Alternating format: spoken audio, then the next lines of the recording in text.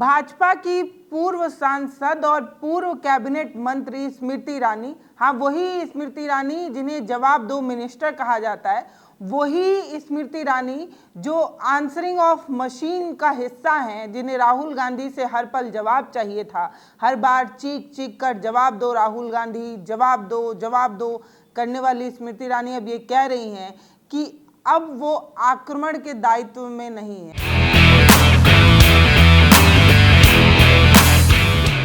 अब उनके पास आक्रमण का दायित्व नहीं है। तो क्या स्मृति ईरानी को आक्रमण का दायित्व जो है वो दिया गया था भाजपा की तरफ से? ये कहा गया था कि आपको राहुल गांधी पर चीखना है, चिल्लाना है, राहुल गांधी को हर पल कोसते रहना है। स्मृति ईरानी ने ये कहा कि अब वो इसलिए राहुल गांधी को नहीं घेरती हैं क्योंकि उन पर आक्रमण का दायित्व नहीं है, उन पर अब आक्रमण का अधिकार नहीं है। ये बात स्मृति ईरानी अंजना ओम कश्यप के इंटरव्यू में कहती हैं। तो क्या स्मृति ईरानी ये बात समझ चुकी हैं कि राहुल गांधी पर आक्रमण करने का उनका एकमात्र और एकलौता काम था, जिसे स्मृति ईरानी स्वीकार कर रही हैं? हालांकि स्मृति ईरानी के तेवर लगातार बदले हैं। उन्होंने कहा कि राहुल गांधी को कमतर नहीं आंकना चाहिए, हल्के में नहीं लेना चाहिए। राहुल गांधी की सफ़ेद टी शर्ट युवाओं के दिल में जगह बना रही है। तो वो स्मृति ईरानी जो राहुल गांधी को लल्लू पप्पू कुछ भी समझा करती थी, उन्हें ऐसा लगता था कि राहुल गांधी उनके सामने स्टैंड नहीं लेते, राहुल गांधी वही हैं, प्रियंका गांधी ऐसी ही छोटी मोटी नेता हैं और स्मृति ईरानी सबसे बेहतरीन उम्दा नेता हैं। वही स्मृति ईरानी अब ये कहती नजर आ रही हैं कि उन पर आक्रमण के अब जो है वो दायित्व नहीं है। क्यों नहीं है स्मृति जी? क्या स्मृति ईरानी ने ये मान ही लिया है कि अब वो दोबारा अमेठी नहीं लौटने वाली हैं? ऐसे भी जैसे ही उन्होंने चुनाव जो है वो हारा है, चुनाव हारने के बाद वो सिर्फ एक बार जो है वो अमेठी गई हैं। तो क्या स्मृति ईरानी ने ये स्वीकार कर लिया है कि अब उनको भाजपा जो है वो दायित्व नहीं देने वाली है? अब अमेठी वो दोबारा नहीं लौटेंगी? अमेठी की दीदी अब अमेठी नहीं लौटने वाली हैं, क्योंकि एक विपक्ष की भूमिका में बैठा नेता हमेशा सरकार से सवाल पूछता है। उसका काम ही है कि वो जनता के मुद्दे उठाए और जनता के सवाल पर सरकार को घेरे। स्मृति ईरानी ये कह रही हैं कि अब उनका दायित्व नहीं है, आक्रमण का जो है वो दायित्व नहीं है और अब वो सवाल नहीं पूछ सकती। इस तरीके की चीजें वो अंजना ओम कश्यप से कहती नजर आई। तो स्मृति ईरानी से सवाल यही है कि आप अमेठी की दीदी हैं, आप अमेठी की सांसद रह चुकी हैं, आपने अमेठी की जनता को विश्वास दिलाया था कि जब तक आप जिंदा रहेंगी तब तक आप अमेठी की सेवा करती रहेंगी। इसीलिए तो अमेठी में आपने एक बड़ा आलीशान मकान बनवाया, इसीलिए तो अमेठी की दीदी कहलाई। और अब आप ये कह रही हैं कि अमेठी का दायित्व तो आपके ऊपर नहीं है, अब अमेठी के जनता की आवाज़ आप नहीं उठाएंगी, तभी तो आप सीधे तौर पर ये कहती नजर आई। हालांकि रिटायरमेंट के सवाल पर जब स्मृति ईरानी से ये सवाल पूछा गया कि क्या अब आप रिटायरमेंट लेने वाली हैं, तब वो बोलती हैं कि 49 की उम्र में रिटायरमेंट कौन लेता है भाई? नेताओं की शुरुआत ही इस उम्र में होती है। पॉलिटिक्स में नेताओं की एंट्री, उनकी करियर की शुरुआत 39 में होती है। और वो इतना जल्दी रिटायर क्यों होंगी? उन्होंने इतने मंत्रालय संभाले हैं, दिग्गज नेता रही हैं, संसद में चीख कर चिल्ला कर उन्होंने अपनी काबिलियत जो है वो भाजपा के सामने रखी है। क्या 39 की उम्र में भी कोई रिटायर होता है? नहीं स्मृति जी, 39 की उम्र में कोई रिटायर होता नहीं है, रिटायर करवा दिया जाता है। 39 की उम्र में कोई रिटायर अपने शौक से नहीं होता है, लेकिन उनसे किल्ली काट ली जाती है, उन्हें साइड कर दिया जाता है। वही स्मृति ईरानी के साथ हुआ। ना तो उन्हें दिल्ली की मुख्यमंत्री बनाया गया, ना भाजपा उन्हें अपना स्टार प्रचारक बनाई, उन्हें कोई बड़ी जिम्मेदारी ना देना इस तरफ भी इशारा है कि भाजपा उनसे किल्ली काट रही है, उन्हें साइड कर रही है। आप रिटायर होंगी नहीं, रिटायर आपको करा भी दिया जा सकता है, ये बात आपको समझनी होगी। फिलहाल स्मृति ईरानी ये कह रही हैं कि भाजपा उन्हें कभी भी कोई भी जिम्मेदारी दे सकती है, आगे आने वाले चुनाव में भी वो चुनाव जो है वो लड़ सकती हैं, इस तरीके की चीजें कहती नजर आई। हालांकि स्मृति ईरानी के हालिया दिनों में दिए गए इंटरव्यू से एक बात तो समझ में आती है कि स्मृति ईरानी यानी कि अमेठी की दीदी अब लगता है कि उन्होंने पॉलिटिक्स को साइड कर जो अपना पुराना करियर अपनाने के बारे में सोचा था, टीवी सीरियल में पहुंचकर, क्योंकि सास भी कभी बहू थी, उसका रोल निभाते हुए, तुलसी का रोल निभाते हुए उन्होंने जो सोचा था वो शायद उनसे नहीं हो पाएगा या जनता उन्हें वो प्यार नहीं देगी।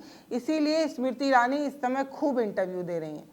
कभी रिपब्लिक टीवी पर इंटरव्यू देती हैं, कभी एनडीटीवी पर इंटरव्यू देती हैं, कभी आज तक पर इंटरव्यू देती हैं। वो स्मृति ईरानी जो 1 साल से कहीं गायब नजर आ रही थी, उनका कहीं इंटरव्यू नहीं हो रहा था, कहीं नाम नहीं छप रहा था, कोई चर्चा नहीं हो रही थी, वो स्मृति ईरानी इतनी चर्चाओं में क्यों हैं? कभी रिपब्लिक टीवी पर बैठकर जाकर कुछ बोलती हैं, कभी एनडीटीवी में कुछ बोलती हैं, और कभी अंजना ओम मोदी के इंटरव्यू में, सॉरी, अंजना ओम कश्यप के इंटरव्यू में जो है वो बात करती हैं। हालांकि स्मृति ईरानी ये कह रही हैं कि राहुल गांधी अगर अमेठी से चुनाव लड़ते तो वो जरूर ही उन्हें धूल चटा देती, लेकिन राहुल गांधी को इस बात का डर था, इसीलिए राहुल गांधी जो है वो भाग खड़े हुए, इसीलिए उन्होंने वायनाड से चुनाव लड़ने के बारे में सोचा। और ऐसे भी कोई भी समझदार लीडर जो है वो ऐसे सीट से चुनाव थोड़ी लड़ना चाहता है जहां से वो हार जाए।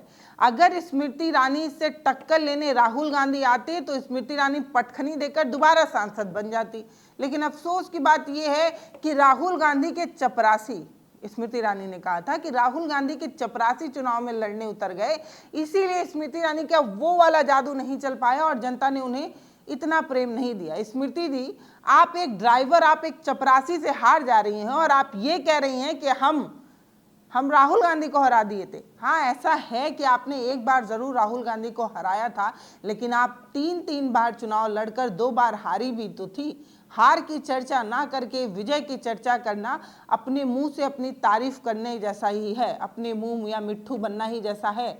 2 बार तो आप हारी भी, एक बार आप जीत गई, लक बाई चांस जीत गई, और आप कैसे जीत गई और किस माहौल की वजह से जीत गई ये बताने का समय नहीं है। सब जानते हैं कि उस समय कैसे सेना का इस्तेमाल कर पूरे देश की भावनाओं को एक तरीके से भुनाने की कोशिश हो गई थी। सेना के नाम पर भाजपा ने कैसे वोट 2019 में बटोरा था, ये सबको पता है। और उसी आंधी में आप भी गलती से जो है वो चुनाव जीत गई, या आपने जो है वो बहुत काम किया और आपको अमेठी की जनता ने प्यार दिया। और आपने मुझे ही इंटरव्यू में इस बात का दावा किया था ना कि अमेठी की जनता आपको प्यार करती है, दीदी बुलाती है, और अमेठी में आपने इतना काम कर दिया है कि पुष्ट दर पुष्ट जो है वो भाजपा ही को ही वोट मिलेगा। इस तरीके का दावा आपने मेरे ही इंटरव्यू में किया था, मैंने आपसे बात की थी। तो बताइए, जनता ने आपको क्यों किनारे कर दिया? जनता ने आप पर विश्वास क्यों नहीं जताया और आप एक चपरासी से क्यों हार गई? स्मृति जी, स्मृति जी इतने घमंड में हुआ करती थी उस समय। स्मृति जी को इस बात का गुरूर हो गया था कि वो एक कैबिनेट मंत्री हैं और उन्होंने राजनीति में चांदी का चम्मच लिए जो राजघराने का जो लाडला है उसको हरा दिया है, शहजादे को हरा दिया है। इस तरीके से वो कभी संसद में हमें आंख मार रहे हैं, फ्लाइंग किस दे रहे हैं राहुल गांधी, इस तरीके की बातें किया करती थी। उस समय स्मृति ईरानी का बड़ा जलवा हुआ करता था, हर जगह वो सिर्फ और सिर्फ अपने बयानों की वजह से चर्चा में आती थी। उन्हें सिर्फ एक चीज कहने आता था, वो था राहुल गांधी, सोनिया गांधी, प्रियंका गांधी, और हर भाषण में वो राहुल, सोनिया, प्रियंका का चर्चा किए बिना रह ही नहीं पाती थी।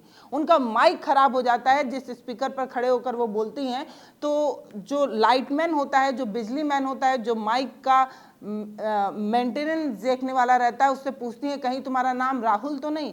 मतलब सोनिया गांधी, राहुल गांधी, प्रियंका गांधी का नाम लिए बिना स्मृति ईरानी के गले से थूक तक नहीं उतरती थी, और स्मृति ईरानी को ऐसा लगता था कि वो क्षेत्र में बहुत काम कर चुकी है। अमेठी में खुद जाकर देख कर आई थी, अमेठी के लोगों ने जरूर आपको चुना था, ये कोई दो राय नहीं है, लेकिन अमेठी में कितना काम हुआ है ये तो हमने अपने कैमरे से भी दिखाया था। हमने दिखाया कि अमेठी आज भी सुविधाओं के अभाव में जूझ रहा है, बिजली के अभाव में जूझ रहा है, मूलभूत सुविधाओं के अभाव में जूझ रहा है।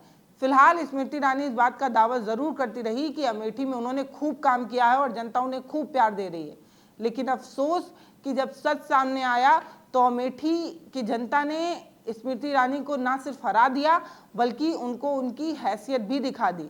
देखिए मैडम, ये जो कुर्सी होती है ना, वो आज किसी की होती है और कल किसी की हो जाती है, तो इतना गुरूर कतई नहीं करना चाहिए। फिलहाल स्मृति ईरानी को एक बात समझ में आ गई है कि जिस टीवी सीरियल पर उनको सबसे ज़्यादा यकीन था वो टीवी सीरियल भी फ्लॉप हो सकता है। इसीलिए स्मृति ईरानी कमबैक करने की कोशिश में है, इसीलिए धड़ाधड़ चैनलों पर इंटरव्यू दिया जा रहा है, इसीलिए स्मृति ईरानी की चर्चा खूब हो रही है। वो स्मृति ईरानी जो टीवी चैनलों से गायब थी, आजकल खूब चर्चाओं बटोर रही हैं, खूब इंटरव्यू खेल रही हैं। फिलहाल स्मृति ईरानी अगर चुनाव लड़ती हैं तो वो कहाँ से लड़ेंगी ये किसी को नहीं पता, और भाजपा उन पर दोबारा यकीन करेगी कि नहीं ये भी नहीं पता, लेकिन चुनाव हारने के बाद उनकी कोई चर्चा नहीं होती है, वो कहीं नजर नहीं आती। ऐसा लगता है कि भाजपा का मोह भंग जरूर स्मृति ईरानी से हो गया था। स्मृति ईरानी ने अपने क्षेत्र में कितना काम किया, ये एक सवाल जरूर हो सकता है, लेकिन स्मृति ईरानी के हर भाषण को अगर आप सुनेंगे तो उसमें आप एक चीज कॉमन पाएंगे, वो है गांधी परिवार, कांग्रेस परिवार। उस पर बिना सवाल किए स्मृति ईरानी कुछ भी नहीं बोला करती थी। स्मृति ईरानी का एक ही फंडा था कि उन्हें राहुल को जवाबदेह बनाना था, उन्हें सोनिया गांधी से जवाब ले लेना था, प्रियंका गांधी को कोस लेना था। वही स्मृति ईरानी अब ये कह रही हैं कि उन पर अब आक्रमण करने का अधिकार उनके पास नहीं है। यानी कि स्मृति ईरानी को ऐसा लगता है कि केएल शर्मा, जिन्हें स्मृति ईरानी खुद जो है वो राहुल गांधी का चपरासी कह चुकी हैं, उनसे सवाल पूछने का हक नहीं है, या उन्हें ऐसा लगता है कि केएल शर्मा से वो सवाल कैसे पूछ सकती हैं, क्योंकि भाई केएल शर्मा तो चपरासी हैं स्मृति ईरानी के अनुसार। तो वो सवाल जो है वो राहुल गांधी से पूछेंगी, प्रियंका गांधी से पूछेंगी और सोनिया गांधी से पूछेंगी। लेकिन अब क्योंकि राहुल गांधी अमेठी के सांसद है नहीं, वो तो केएल शर्मा हैं, तो उनसे तो सवाल ये पूछ नहीं पाएंगी। छोटे लोगों से स्मृति ईरानी कहाँ ही बात कर पाएंगी। भाई इतना बड़ा बड़ा विभाग, इतना बड़ा बड़ा मंत्रालय उन्होंने संभाल रखा था, अब छोटे मोटे लोगों को मुंह लगाते चलेंगे क्या? बड़े नेता लोग जो है वो छोटे मोटे लोगों को मुंह नहीं लगाते। इसीलिए स्मृति ईरानी ने अमेठी की जनता को साफ संदेश दे दिया है, अब आप मरिए जिए कुछ भी करिए, हम आपकी बात जो है वो नहीं उठा सकते, क्योंकि हम सवाल नहीं पूछ सकते, हम आक्रमण नहीं कर सकते। तो आप क्या करेंगे स्मृति जी? अमेठी आप दोबारा तो लौटेंगे नहीं, ये बात आपने अपनी ही बात में कह दिया, तो दोबारा जिम्मेदारी आप कहाँ की उठाएंगे?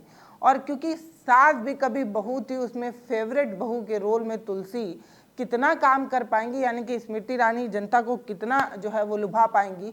और क्योंकि एक दौर जो है वो बदल जाता है, जितनी मेरी समझ है उस हिसाब से मैं समझ पा रही हूँ, एक दौर बदल जाता है। एक समय हुआ करता था जब टीवी का बड़ा दौर हुआ करता था, अब ओटीटी, नेटफ्लिक्स, प्राइम वीडियो, न जाने क्या क्या भर गए हैं, और अब लोग जो है उस तरीके से सीरियल के आदी नहीं है, उस तरीके से सीरियल के प्रेम में लोग पागल नहीं हैं। अब लोगों के हाथ में फ़ोन्स हैं, लोग कुछ भी अपने घर पर बैठकर कभी भी देख सकते हैं, अपने समय अनुसार, अपने मन के अनुसार कुछ भी। तो क्या क्योंकि सास भी कभी बहू थी वाली तुलसी कुछ जलवा कर पाएंगी, या उन्हें राजनीति में वापस आना होगा, और राजनीति में कमबैक अगर वो करती हैं तो कितना जलवा बिखेर पाएंगे, ये एक सवाल है। फिलहाल वीडियो को शेयर कीजिए, चैनल को सब्सक्राइब करिए, और अगर आप भी कुछ स्मृति दीदी को कहना चाहते हैं तो कमेंट सेक्शन में लिखकर बताइए। नमस्कार।